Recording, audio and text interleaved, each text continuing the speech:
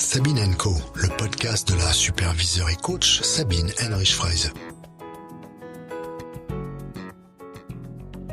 Sabine Henrich-Fraise, bonjour. Bonjour David. Alors, aujourd'hui, nous allons enregistrer d'abord la bande-annonce et puis après le premier épisode de cette série de podcasts qui est dédiée finalement à ton activité, à ta pratique et puis à toutes celles et tous ceux que tu accompagnes d'une manière ou d'une autre au fond. Est-ce que tu peux nous en parler un peu ? J'ai fait une première épisode avec toi il y a 1 an et j'ai adoré cette expérience-là qui me permettait de transmettre autrement que par des livres et des écrits mes pensées et mes expériences. J'ai eu beaucoup de personnes qui m'ont encouragé à continuer dans cette voie-là et j'ai donc décidé de consacrer un peu de mon temps et de mon expérience pour transmettre tout ce que j'ai appris et j'ai hâte de commencer et je trouve que c'est une belle aventure. Quels sont les messages principaux que tu souhaiterais transmettre à travers cette série de podcasts ? Alors c'est toujours une question difficile parce que chacun vit le podcast et l'écoute à sa manière, donc dans son monde. Moi, ce que j'aimerais, c'est premièrement qu'on se laisse toucher par le podcast, par les mots, par les idées, par les expériences que je partage, pour peut-être faire plus l'expérience d'écoute que un travail de compréhension des détails. J'aimerais que les gens retrouvent de la joie et de l'espoir de continuer à faire leur métier et le mien aussi, qui est le coaching. Et puis j'aimerais aussi un peu dérouter les gens, c'est-à-dire sortir des pensées, sortir de ce qu'on appelle la zone de confort, pour voir qu'il y a plein de choses différentes qu'on peut tester, tant qu'on est bien relié à soi et tant qu'on est avec nos clients engagés dans une aventure. Donc si je comprends bien, il y a l'idée de Joy and Business. Oui, absolument. J'oublie de temps en temps d'en parler, mais fondamentalement, le socle, c'est Joy and Business, oui. Et l'idée aussi de se dire que ça pourrait être un espace d'apprentissage, en tout cas de transmission, donc qui permettront aux auditrices et aux auditeurs d'étendre le champ des possibles. Oui, d'étendre, de se re-questionner, aussi de confirmer ce qu'ils font bien. L'idée, c'est pas toujours faire autrement, mais parfois, il est important de savoir ce qu'on fait bien et de continuer à le faire, de l'amplifier. C'est intéressant de se dire quelles sont les manières pratiques de mettre en place ce que j'ai entendu. Donc, souvent, je donnerai soit des exercices à faire ou je donnerai des invitations à explorer. Mais je trouve que l'essentiel, c'est pas juste écouter, mais passer en activité, en action après. Parlons, si tu veux bien, de la cible. Quelles sont celles et ceux que tu souhaiterais voir devenir des aficionados de cette série de podcasts ?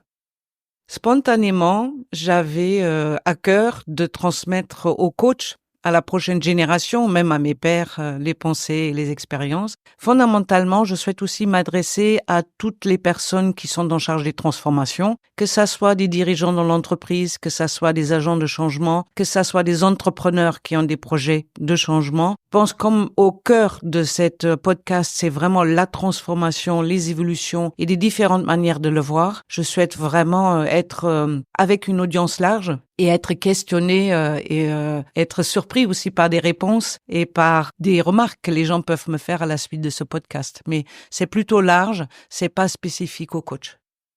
Alors ça, c'est important, ce que tu viens d'énoncer, me semble-t-il, c'est ton envie aussi d'interagir avec les auditrices et les auditeurs, c'est-à-dire qu'ils pourront évidemment commenter sur tes posts, mais également t'envoyer des remarques, des questions sur lesquelles tu rebondiras dans les épisodes suivants. Oui, ça me tient à cœur parce que tout le podcast a une base collaborative. Plein de personnes m'ont aidé à le faire. Plein de personnes vont prendre la voix dans le podcast. Plein de personnes m'ont soutenu avec un jingle, avec une couverture, avec des témoignages. Et c'est ça l'idée du podcast. Ça doit pas être une seule chose émise. Ça doit aider à être en contact, être en relation, à échanger. Et je vais probablement proposer des possibilités de faire des conversations autour des podcasts d'une manière ou d'une autre que je vais encore créer suite à nos entretiens. Alors faisons peut-être justement un petit focus sur toutes celles et tous ceux qui t'ont aidé à produire cette série, qui d'ailleurs s'appelle Sabine & Co. Oui, je pense que c'est toi qui as proposé le titre, Sabine & Co. Et ça m'a fait beaucoup rire parce que je trouvais que c'était très osé de ma part. J'étais un peu gênée quand tu me l'as dit, mais ce qui m'a assuré ou ce qui m'a apaisé, c'était le co. Et vraiment, je tiens parce que sans les voix que vous allez entendre, sans les échanges que j'ai eus, sans les soutiens des personnes qui vont vraiment m'aider à le faire, ça aurait pas la même philosophie. Ça me donnera moins envie et je suis vraiment ravie que je peux aussi donner la voix à toutes ces personnes-là et que c'est pas uniquement ma voix. Ce qu'ils disent les autres coachs, les autres collègues, c'est aussi important de ce que je dis. Donc il y a une quarantaine, une cinquantaine de personnes qui vont avoir répondu à des interviews micro-trottoirs. Ça peut être des collègues, ça peut être des contacts, ça peut être aussi des clients. Est-ce que tu veux en dire un peu plus ? Oui, c'est des personnes que j'ai eu la chance d'avoir en supervision, qui ont facilement accepté de partager. En partie, c'est des clients que je accompagne plus actuellement, mais qui ont travaillé avec moi pendant un certain temps, qui ont envie de partager. Il y a des personnes qui sont encore chez les clients et qui me connaissent depuis une quinzaine d'années, qui ont envie de partager. Et puis, il y a aussi des pairs que je connais depuis très longtemps, que j'ai envie de lui permettre aussi de s'exprimer. Donc, c'est très varié. Quand tu dis il y a une à 50 à 60 personnes, c'est vraiment ça que je veux faire avec le podcast. C'est des multiples voix et il faut écouter tout pour en fait finaliser sa propre voix. Et peut-être aussi distiller tout ce que ces voix, ces retours d'expérience font vivre aux auditrices et aux auditeurs. Oui, c'est quelque chose qui est vraiment important pour moi et ça donne cette idée-là, on peut toujours s'inspirer de tout le monde. Ça peut être la voix de quelqu'un qu'on rencontre dans la rue, comme ça peut être un père, mais quand il y a les micro-trottoirs, quand les gens parlent, c'est important ce qu'ils ont à dire et ce qu'ils ont à partager et j'adore ça. Et je le connais pas d'ailleurs, je le découvre. Également, 2 personnes qui sont importantes parmi toutes celles qui t'ont aidé sont ceux qui ont composé les musiques. Donc, il y a Miguel qui fait l'ouverture, qui l'a composé, c'est un compositeur, et c'est un vrai jingle qui m'a composé rien que pour moi, parce qu'il m'a découvert. Et puis Tristan, c'est quelqu'un que je connais depuis un certain temps, c'est un grand pianiste. Quand je lui proposais de me faire une musique, il a adoré. Il m'a dit, oui, je prends mon piano et je vais te créer quelque chose. J'étais très, très, très touchée parce que je m'attendais pas à ça et qu'ils ont répondu aussi rapidement et j'entendrai la musique pour tous les podcasts que je vais faire et je suis ravie de ça. Il y a également quelqu'un qui est comédien et qui va enregistrer les voix off que nous diffuserons au début, à la fin, à des moments clés. Oui, ça c'est Stéphane. Stéphane est un collègue et un comédien que j'adore.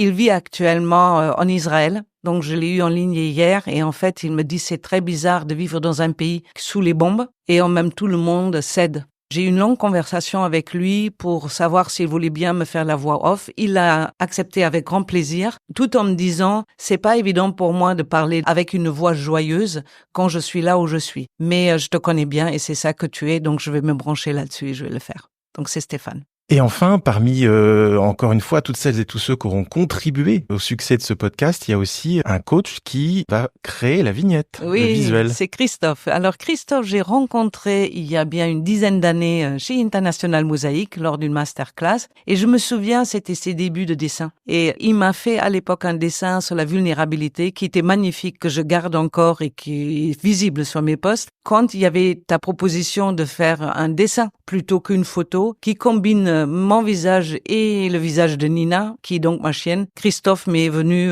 tout de suite et donc il a accepté de le faire. Donc vous allez découvrir ça en couverture de chaque podcast.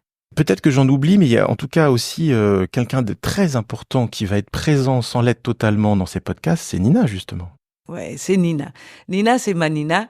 C'est ma chienne, une golden qui a 1 an, qui depuis qu'elle est là, elle a changé ma vie. Non seulement dans ma manière de fonctionner, de faire les balades le matin à 6 heures, de faire une semaine à la Baule, une semaine ici pour qu'elle puisse être bien. C'est quelqu'un qui a profondément changé ma vie. Je suis ravie. Elle sera toujours à côté. Donc parfois elle aboie, parfois pas, mais elle sera toujours à côté. Elle écoutera toujours. Quels sont les sujets ou les thématiques que tu as envie d'explorer dans cette série de podcasts ? Les thématiques sont multiples, sont très divers, sont en partie déjà décidées, mais peuvent encore varier avec tout ce que je découvre entre chaque podcast. Mais il y a des thématiques autour de la posture, il y a des thématiques autour de l'imagination, il y a des thématiques autour de trouver sa place. Donc, les titres sont toujours très poétiques. Le premier épisode, ça s'appellera le Delta. Il y a d'autres épisodes qui ont quelque chose de très poétique. Donc, on comprend pas tout de suite. Donc, il faut toujours avoir le sous-titre, mais ça va toujours vous amener à expérimenter quelque chose, à trouver un point de vue intéressant à utiliser dans le coaching ou dans le changement. Et les titres vont être révélés au fur et à mesure. Pourquoi tu as choisi ce moment particulier de ta carrière, de ta vie, pour également lancer ce podcast ? C'est-à-dire, qu'est-ce qui fait qu'aujourd'hui, c'est important pour toi, au fond, de transmettre ? Ça, c'est une bonne question. Moi, je pense qu'il y a des moments dans la vie où, quelque part, une vocation que j'ai ou une intention que j'ai change. Je pense que moi, j'ai eu ce point à l'âge de 60 ans, 61 ans, donc je me suis dit quand même, maintenant, il y a quelque chose de différent. Ça, c'est une première explication. Il y a une deuxième qui est toute l'année 2024, j'avais décidé d'écrire un livre. Donc j'ai écrit effectivement 24 chapitres et mon idée c'était publier ce livre. La réalité est que personne en veut, donc aucun éditeur en fait a envie de le publier pour tout un tas de raisons. Mais en gros c'était très intéressant mais pas publiable, pas de lecteur. Et j'ai passé un week-end pas très joyeux, c'est-à-dire dans un premier temps j'étais en colère en fait que personne comprenait ce que je voulais dire. Ensuite je me suis plaint de moi-même en disant tout le travail que tu as fait, t'es encore pas capable de publier quelque chose.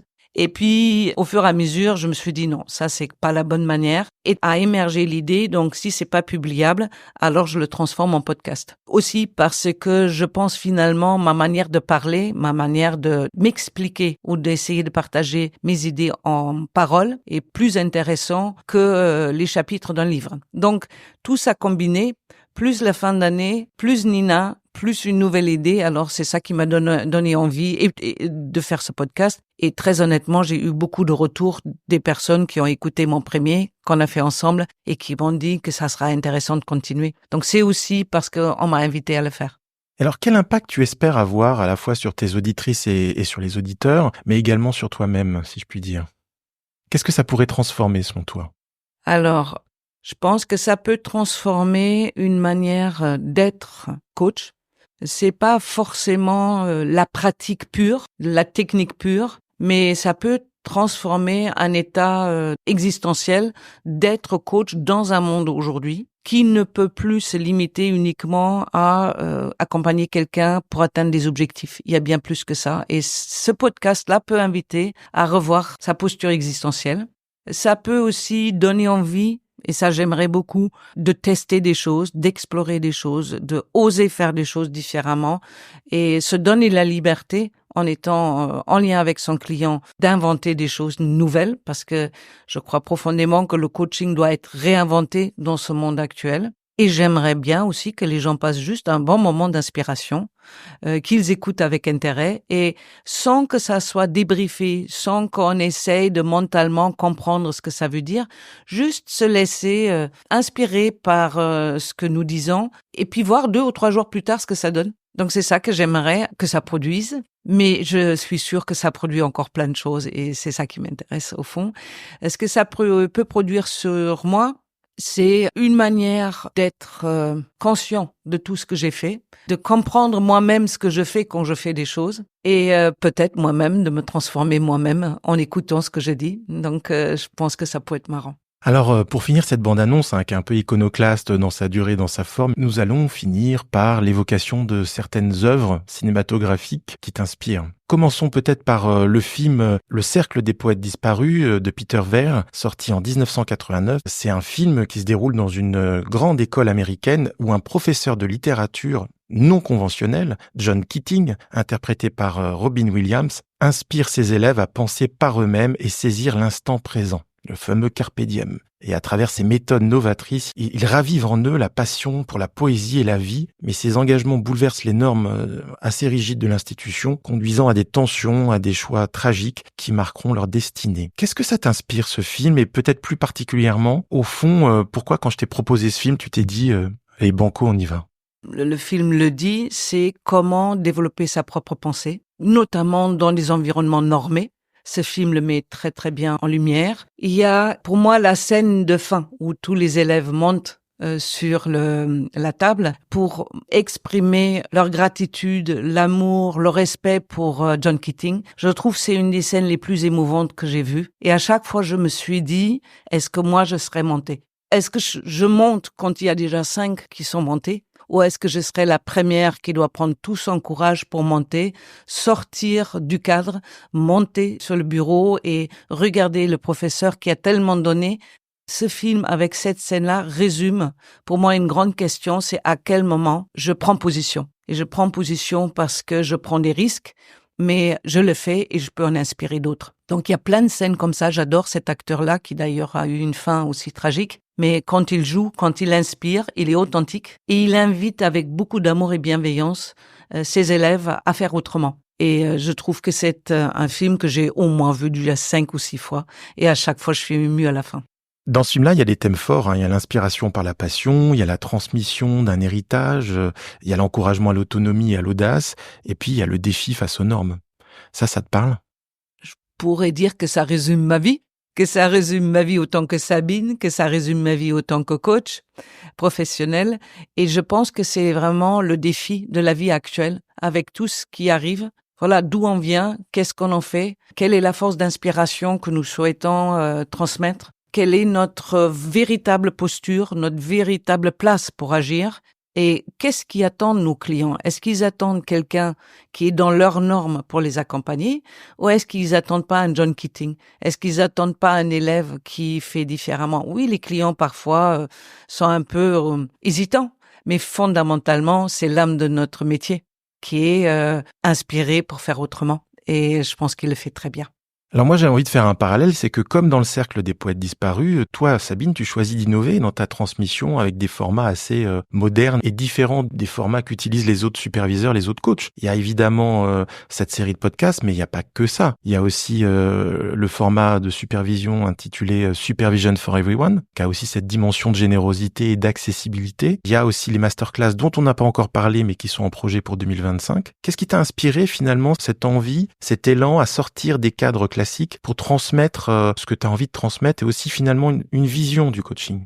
Ce qui me donne envie, c'est agir avant d'en parler. Donc, je suis plutôt quelqu'un qui fait l'expérience et ensuite qui transmet. Et pour que moi-même je reste dans une tension créative, je fais autrement. Je crée des choses différentes comme Supervision for Everyone. Je l'ai créé il y a maintenant 1 an et demi. C'est tous les 15 jours le jeudi soir et ça n'a jamais été annulé. Donc, que ça soit 2 personnes, 6 personnes, 10 personnes, ça tient et ça donne exactement ce que je voulais pour les personnes qui participent.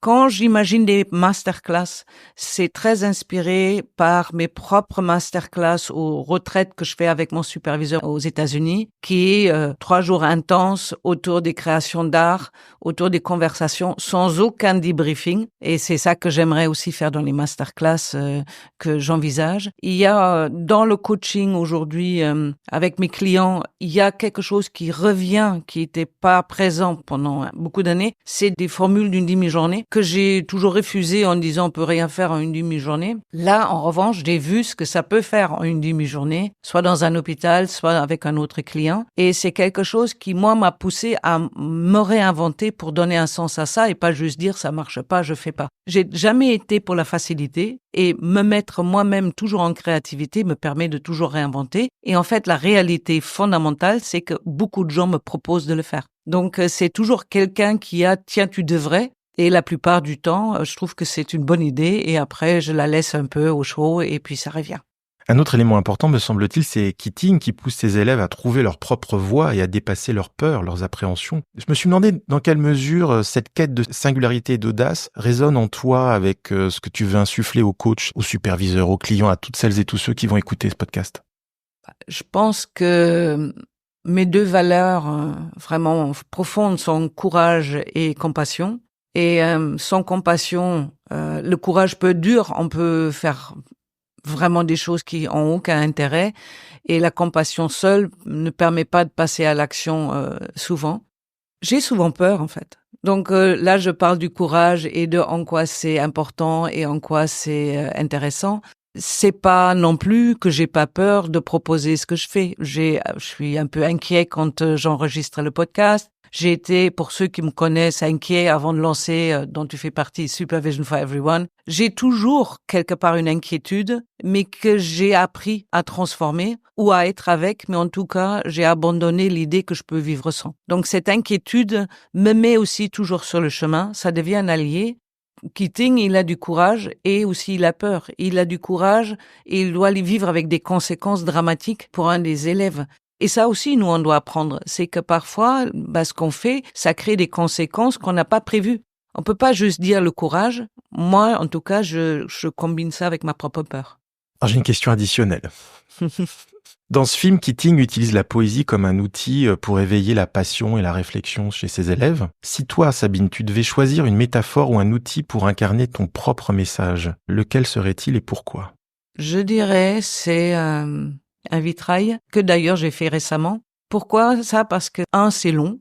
Ça a duré 10 heures pour le fabriquer. Ça nécessite de couper du verre, de faire des plans, de faire des soudages, de positionner les morceaux, d'attendre, de remettre du cement, d'accepter que du verre est cassé, recommencer et être émerveillé par la forme finale. Je pense que c'est ça, ma métaphore. C'est-à-dire, c'est pas un mosaïque, c'est un vitrail et en fait, on ne voit pas le résultat du vitrail tant qu'on n'a pas mis le vitrail dans le soleil. Donc, c'est ça que j'ai envie de faire. Il y a plein de morceaux, ça prendra du temps, mais à un moment, on peut être émerveillé de soi-même. Alors c'est intéressant peut-être de préciser aussi que ce podcast, nous n'allons pas l'enregistrer en une fois, mais que chaque mois je reviendrai pour enregistrer un nouvel épisode. Donc ça va être au fil de l'eau, au fil du temps, que va se révéler finalement ce qui va être transmis au fil des épisodes. C'est exactement ça. Presque, on pourrait imaginer à chaque fois, je donne un autre morceau de verre et peut-être qu'à la fin, on fera une synthèse et la synthèse sera différente pour chaque auditeur, pour chaque auditrice et chacun décidera ce qu'il veut en prendre ou pas.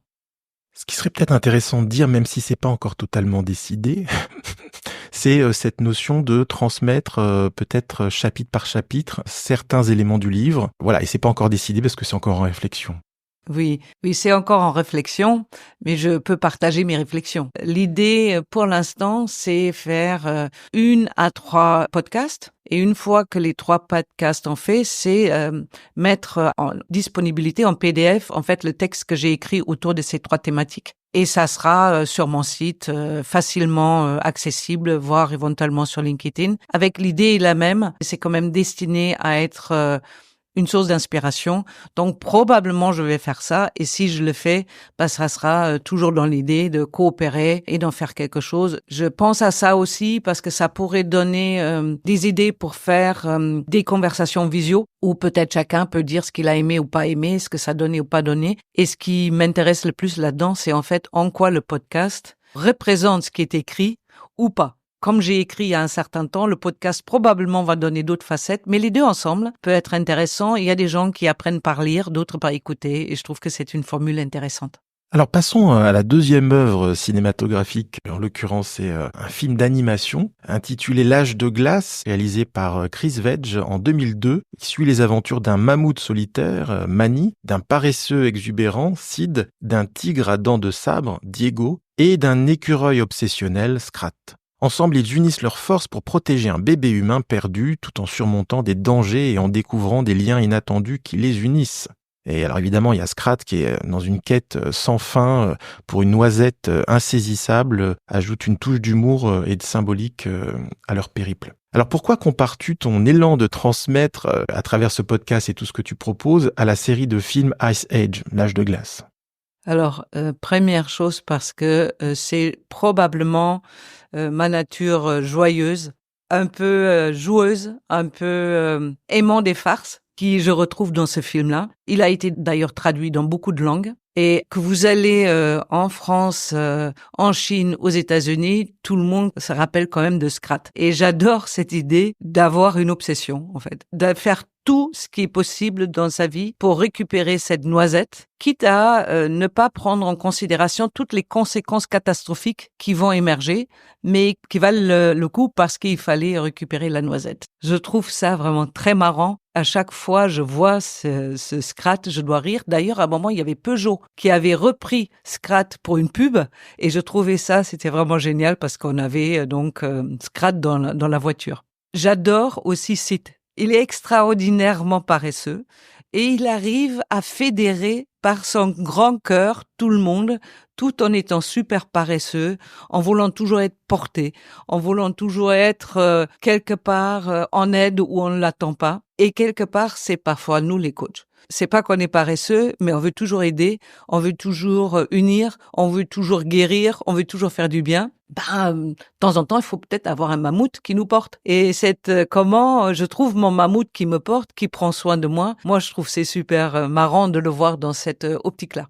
Ah, il y a des thématiques fortes quand même dans ce film d'animation, malgré les apparences joyeuses et innocentes. Il y a un voyage collectif et solidaire. Il y a la résilience avec légèreté, parce que quand même, il se passe pas mal d'épreuves. Il y a l'héritage pour les générations futures, les valeurs que défendent finalement les animaux dans la défense de ce bébé humain. Et puis, il y a le pari audacieux de traverser des éléments qui sont pas forcément bienveillants pour essayer de rendre le bébé à la famille humaine. Chaque personnage joue un rôle essentiel pour surmonter les épreuves. Comment cette idée de collectif et de diversité résonne-t-elle avec ta vision de la communauté de coachs et de superviseurs ? D'une manière générale, c'est un exemple magnifique de la diversité et en fait de la diversité dans son humanité. Ils parlent différentes langues, ils viennent d'ailleurs, ils ont différentes habitudes et une quête, un objectif, un but plus élevé les unit pour s'arranger dans un premier temps, pour ensuite apprécier ce que chacun fait pour l'autre, tout en étant très individuel. Mais ils y arrivent. Et je pense que cette diversité qui vit en moi, parce que je parle 3 langues, qui vit en moi parce que je me suis baladée pour accompagner des équipes internationales, quelque part, ça m'apaise de voir que ces 4 animaux, 5 animaux voyagent ensemble, sans savoir parfois que c'est un voyage. Ils savent juste qu'il faut rendre le bébé et qu'ils cherchent ensemble. Et ils se soutiennent. Et parfois, le paresseux, il est quelque part tout seul sous la pluie, mais il récupère. Et en fait, ce que je trouve super intéressant là-dedans, c'est qu'il y a personne qui se plaint. Il y a jamais à cause de toi ceci, cela. Donc il y a vraiment cette diversité dans sa beauté, dont je pense que le monde a besoin aujourd'hui, de retrouver ça, cette beauté dans la diversité. Moi, ça me parle beaucoup et je peux m'identifier à chaque animal. Et si tu devais te voir dans un des personnages d'Ice Age, lequel serais-tu et pourquoi ? Est-ce que tu serais Sid pour son humour, Manny pour sa stabilité ou Diego pour sa force protectrice ? Ou Scrat pour son obsession pour sa noisette ? Je trouve c'est difficile de choisir. Ça dépend du jour. Il y a des jours où je suis vraiment Sid. Et heureusement, il y a Nina qui me dit, bon, il faut quand même qu'on sorte. Mais je peux avoir ça, un côté très paresseux. Il y a de temps en temps, je suis le tigre, vraiment qui protège aussi les gens que je supervise, qui protège mes clients. De temps en temps, je suis juste stable. D'ailleurs, je deviens de plus en plus stable. Je suis moins le tigre, certainement moins Scrat, mais je commence à être plus stable, plus apaisé. Voilà, on va faire ceci, on va faire cela, comme je l'ai fait la semaine dernière à Hong Kong. Et c'est très agréable de devenir un peu mammouth par moment. Alors enfin, tu es fan de séries, et notamment d'une série dont nous allons parler maintenant, qui s'appelle Star Trek Discovery. Créée par Bryan Fuller et Alex Kurtzman en 2017 aux États-Unis, suit les aventures du vaisseau spatial Discovery dans une galaxie en perpétuelle évolution. Et alors la série se distingue par son exploration des thèmes de l'identité, de l'innovation et de la coopération entre des individus très différents. Et le personnage central, Michael Burnham, incarne la lutte intérieure et la quête de sens tout en guidant son équipage à travers des défis complexes, souvent en repoussant les frontières de l'inconnu. Alors il y a les thèmes importants que sont l'exploration et la transmission, le leadership et la coopération, une mission qui transcende l'individu et l'adaptation face à l'inconnu. Alors, dans Star Trek Discovery, chaque mission repose sur une exploration de l'inconnu et une quête de sens. Comment vois-tu tes podcasts et masterclass, la Supervision for Everyone ? Est-ce que tu les vois comme une mission pour explorer de nouvelles dimensions, des nouvelles frontières du coaching et de la supervision ? Alors, j'aurais peut-être pas dit mission, mais maintenant que tu le dis, je vais rentrer dans cette idée-là. Peut-être c'est vrai. Peut-être j'ai une forme de mission secrète d'inviter les gens à explorer au-delà, à explorer des nouveaux territoires. Souvent, on m'a dit aux États-Unis que j'étais un edgewalker, c'est-à-dire quelqu'un qui se promenait sur la crête. Et quand on est sur la ligne de crête, on est toujours un peu en danger, on est toujours entre le connu et l'inconnu, mais en fait, ce qui fait que j'avance, c'est envie d'explorer des nouveaux territoires. C'est ce que j'ai fait en venant en France, c'est un nouveau territoire. Quand j'ai fait du coaching, c'est un nouveau territoire. Quand je fais la supervision, c'est un nouveau territoire, et même les podcasts, c'est un nouveau territoire. En tout cas, pour moi, Star Trek Discovery, en termes de cette envie d'explorer au-delà, d'explorer des nouvelles galaxies, des nouvelles formes humaines, des nouvelles manières de fonctionner, je trouve ça très inspirant. Ça m'intéresse aussi beaucoup et c'est mon frère qui m'a mis sur la voie de la science-fiction, qui a regardé Captain Kirk il y a très longtemps et moins. Maintenant, je comprends, j'ai mis un peu plus de temps que lui, mais cette idée même que nous vivons pour explorer. Et ce qui va avec, c'est pour que ça marche entre les individus très différents, très spéciaux, très intelligents, c'est pas uniquement la mission à explorer, mais c'est Starfleet. Et Starfleet, c'est une idée, c'est une vocation, on fait ça pour Starfleet, c'est-à-dire la maison mère, la compagnie. Donc on fait pas ça pour moi, on fait pas ça pour vous, on fait ça pour Starfleet. Ça les réunit à chaque fois qu'il y a un moment où ils sont en danger. C'est non, on fait ça pour Starfleet. Donc cette loyauté peut avoir des avantages et des inconvénients, mais dans cette manière de le montrer, créer une forme de respect et de code entre les gens qui permettent de ne jamais aller trop loin dans la violence, de jamais être trop loin dans le jugement. Ils arrivent toujours à être dans un état d'esprit ouvert. Ça serait quoi ton Starfleet à toi? C'est l'inconnu et l'inconscient. C'est quand je peux être dans quelque chose que j'appelle inconscient, je le découvre, quand je peux aller dans l'inconnu. Il y a récemment quelqu'un qui m'a posé la question, c'était quoi le meilleur moment de ta journée? Et moi, je disais, c'était une matinée où il faisait quand même noir dans la forêt de Saint-Mandé. J'y allais avec ma chienne que je ne voyais pas parce que avec la lumière, elle n'était pas visible. J'avais peur. Et en même temps, je me disais, ça, c'est intéressant. Il faut regarder les chemins qui traversent la bois quand on voit pas. Et fondamentalement, ça, c'est mon territoire. J'aime y aller où je suis moi-même déroutée et je dois me remettre dans mon intuition, dans la foi, dans l'espérance et j'ai passé un bon moment. Je dirais mon Starfleet à moi, c'est profondément ma connexion à mon âme, même si elle a encore plein de choses à m'enseigner. Mon Starfleet, c'est mon âme qui veut explorer. Alors le capitaine du Discovery, le vaisseau spatial, agit souvent comme un guide qui fait émerger les talents de son équipage. Est-ce que tu as l'impression de jouer ce rôle de guide dans la transmission, dans ta transmission, pour permettre aux coachs, aux superviseurs et autres de se révéler pleinement? Alors c'est vrai que c'est un peu prétentieux comme... Mais en même temps, il y a cette notion de guide. Peut-être c'est comme ça, peut-être les gens me voient comme ça, c'est même probable, mais c'est pas ça qui m'anime. Quand je vois Michael Burnham, en fait, elle est toujours en action. Elle n'a pas pour vocation de donner une image. Elle fait des choses qui est attendues sans se poser des questions. Ça, c'est beaucoup plus moi. J'ai pas forcément une envie de. C'est simplement, je fais, et quand j'ai fait, j'espère que ça donne envie à d'autres gens. Et ça, c'est Michael Burnham. D'ailleurs, elle est humaine. Elle est éduquée chez les Vulcaniens. Donc, ça veut dire, elle aussi, elle a deux côtés, Spock, la culture logique, et l'humain. Et donc, elle se bat avec ces deux parties. C'est pour ça que je la trouve très intéressante, en fait. Elle modélise sans forcément chercher à modéliser. Oui. En fait, elle fait. Et parce qu'elle fait, elle prend des risques qui sont intéressants pour tout le monde, elle est suivie. Mais elle a pris aussi des grands risques dans la première saison où, en fait, elle voulait faire quelque chose, elle était condamnée, elle a été rétrogradée. Et pendant la deuxième saison et la troisième, elle essaye de remonter. Donc, elle a aussi payé le prix de son courage. Mais elle s'est remontée, elle a jamais perdu espoir et elle reprend son Star Trek Discovery, je pense, dans la saison 4. J'ai une dernière question par rapport à cette série, c'est que chaque personnage contribue avec sa singularité et ses talents à une mission collective, à un bien-être collectif, on pourrait dire. En quoi la diversité des expériences et des approches est-elle essentielle pour toi dans la communauté des coachs et des superviseurs? Alors pour moi, la diversité est tout simplement la vie. Je veux dire, si on a que des personnes qui pensent de la même manière, je trouve que c'est vraiment aucun intérêt. Je trouve que c'est même dangereux. Avoir un groupe de coach ou un groupe de supervision sans diversité fait avancer personne. Moi, tout seul, je peux dire quelque chose, mais ce qui est beaucoup plus riche, c'est la diversité des opinions des pairs. C'est apprendre ensemble à se challenger. Donc, sans diversité, à mon avis, il n'y a même pas d'évolution. Donc, chaque personne qui essaye de pas se divertir, qui est vraiment sans aucune diversité et ouverture, ça ne peut pas fonctionner. Ça ne peut pas fonctionner selon la loi de la variété requise, d'ailleurs. La loi de la variété requise dit que chacun doit être capable de produire autant de possibilités de solutions que la vie nous propose comme défi. Si on n'a pas ça, on meurt, en fait. On n'a plus de clients ou on sait plus quoi faire. Mais la loi de la variété requise est une vraie loi qui nous invite à être beaucoup plus dans la diversité de ce qu'on pense être.